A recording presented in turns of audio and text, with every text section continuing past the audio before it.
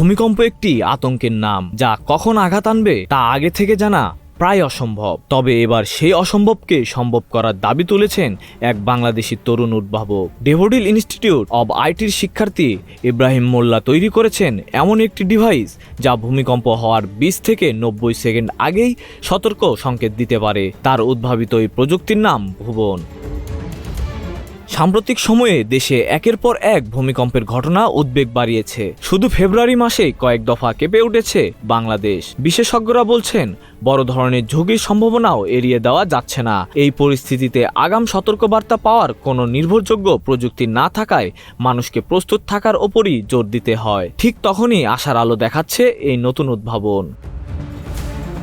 ইব্রাহিম মোল্লার তৈরি ডিভাইসটি মূলত ভূ-অভ্যন্তরে সৃষ্ট সিসমিক ওয়েভ বিশ্লেষণ করে কাজ করে। তার ভাষায় ভূমিকম্পের আগে যে প্রাইমারি ওয়েভ তৈরি হয় সেটি শনাক্ত করতে পারে এই ডিভাইস। এই প্রাইমারি ওয়েভ শনাক্ত হওয়ার সঙ্গে সঙ্গে ডিভাইসটি সাইরেন বাজিয়ে সতর্ক করে দেয়, কারণ আমরা যে মূল ঝাঁকুনি অনুভব করি তা আসে সেকেন্ডারি ওয়েভ থেকে, যা কিছুটা সময় পরে পৌঁছায়। অর্থাৎ ঝাঁকুনি আসার আগেই মানুষ সতর্ক হয়ে নিরাপদ স্থানে যেতে পারবে।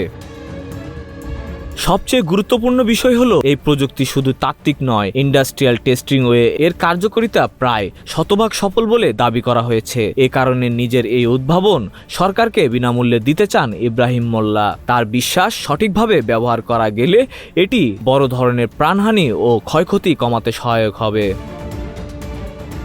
তিনি আরও জানান, বর্তমানে ডিভাইসটি নির্দিষ্ট স্থানে বসিয়ে সতর্কবার্তা পাওয়া যায়, তবে যদি এটি ভূমিকম্পপ্রবণ অঞ্চলের গভীরে স্থাপন করা যায় তাহলে সতর্কতার সময় আরও বাড়তে পারে, এমনকি 2 মিনিট আগেও সংকেত পাওয়া সম্ভব হতে পারে। ঢাকা শহর সহ গুরুত্বপূর্ণ এলাকাগুলোতে সাইরেন সিস্টেম তৈরি করা গেলে একটি পূর্ণাঙ্গ সতর্কতা নেটওয়ার্ক গড়ে তোলা সম্ভব বলেও মনে করেন তিনি।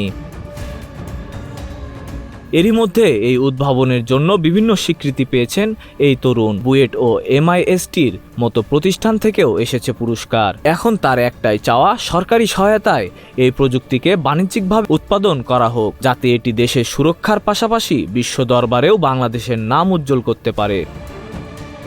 Desk report, news flash 71।